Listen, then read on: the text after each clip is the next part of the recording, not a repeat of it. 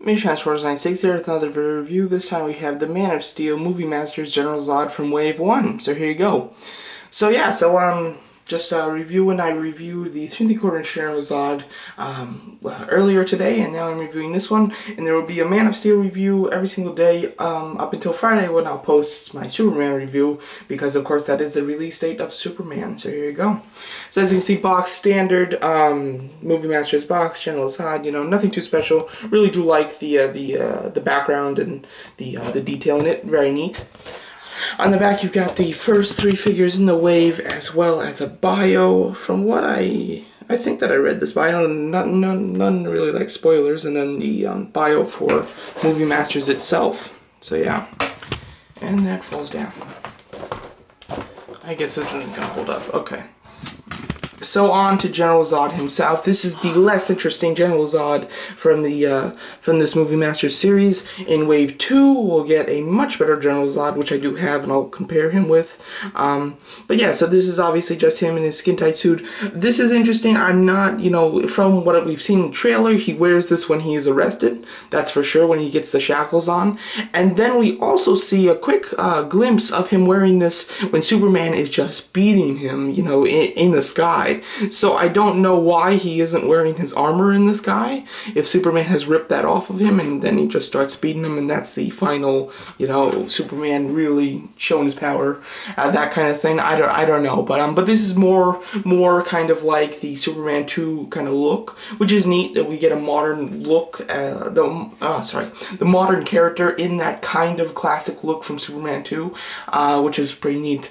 So just go over accessory. He comes with just this base. It's a nice base. The detailing is beautiful. That's what I mentioned in my Jor-El review. I really just love this detailing. So well done. It's beautiful. I can't say anything better about it. So really impressed there. They've got like the gray or dark gray here and then clear gray around it. It's not the best painted, but I understand why they did it, because with the second release of General Zod, this is the one, and this one looks really nice. So that's why they wanted to keep the same symbol and same colors, of course, but just had to do it a little differently. So this one is a so much better base, but hey, this is kind of cool. I don't even use these as bases. I mean, they can stand on them, but I just don't think they look great on them. They're a little small, so I just put them up on the shelves because they're neat designs. So going over the figure itself, so here you go. So this is General Zod, and it is pretty nice that they released the not as cool version in the first wave. So just to go over, let's just start at paint. Paint's pretty nice. He's got black and really dark gray highlights throughout the actual suit. It's not just all one color, or maybe it is one color and just in light it changes, kinda. Or actually, no, actually this part right here on his waist, this is just pure shiny black. This is like a shiny gray, I'm gonna say. The color is very interesting. It's very intriguing, which is nice. Really do like that. And then the legs down here, very cool. The paint is wonderful on his face and everything. It's a well-painted figure, other than, look at this hand. It's got like a black paint in between the figures on the hand, like it hasn't been painted. Don't love that, and really just doesn't look great. I couldn't tell in package that, because he's got his hand up like this, so you really couldn't like see it. So unfortunately I couldn't see that in packaging, but not a huge complaint. As far as articulation is standard for these Man of Steel figures. He's got a ball-jointed head, but it's mostly just a swivel. Ball hinge shoulders, bicep swivel, hinge elbows, swivel wrist, swivel waist, hinge that goes out and in. I don't know what you'd call that joint. You got a bicep swivel, hinge knees, and hinge ankles. Overall, nice articulation. It is the same articulation that Movie Masters uses just for all the figures, except with this Man of Steel wave, typically there's an ab crunch, no ab crunch. Unfortunately, I didn't really respect the ab crunch so much when it was on other figures, but now that it's been taken away from us, I'm really missing it, because I really did. I'm trying to do some like flight poses and everything, and that ab crunch would have worked out so well. So I really did wish that they gave us the ab crunch, but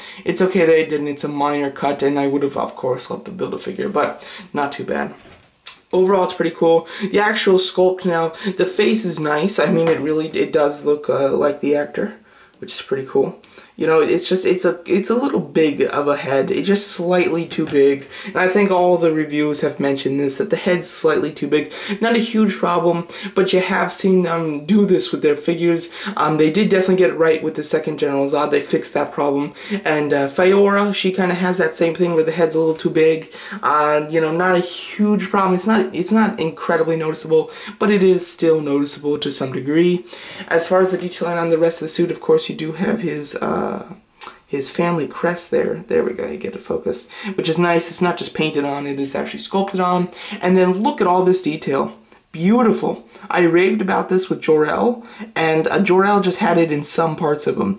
General Zod has this incredible detail going throughout the entire figure. It is incredibly stunning, it's impressive, and it's unexpected considering the product pictures don't have this detail on it. The product pictures is just a flat black suit. There's none of this detail in it. So I don't know if this was a last minute decision. If it was, it's beautiful. It's so worth it, and the collectors and fans really respect that kind of detail that we weren't expecting from the preview pictures at least.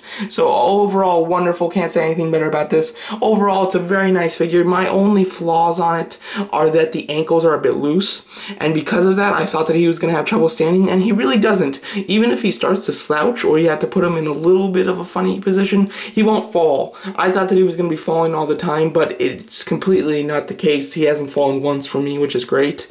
But, you know, some positions, his ankles aren't as strong as they should be. You know, of course, that's not a new problem with figures. A lot of figures have that. Not a huge complaint, but definitely is mentionable. Here is Faora, just so you can see her behind him, although she looks much better with the armored General Zod. Here is the armored General Zod, so now comparing them, 100% different sculpts. The body is bigger on this General Zod, and the head is slightly smaller than this head. So this evens out, so all the problems with the head size completely fixes itself in this General Zod. And, I mean, is there a comparison? I don't really know if anybody's really going to go towards this one compared to this one if they're on the shelves together. You know, big General Zod fans, and big villain fans of just anything, not only Superman, but just big comic book villains fans, then I recommend you get this, the skin tight version, whatever you call it, the unarmored version.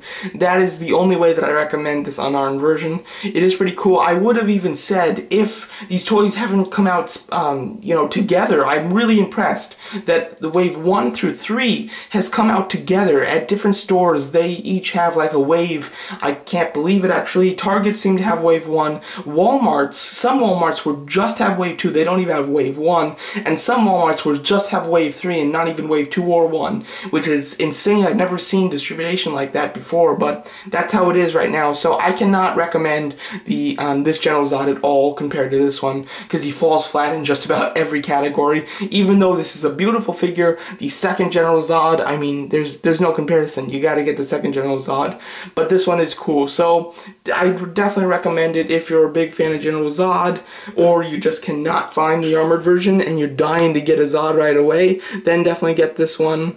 Overall, it's a really nice figure, and it is a little hard for me not to recommend him because there's a better one, because this is a great figure. So that's my thoughts on it. Hope you liked it, and thanks for watching.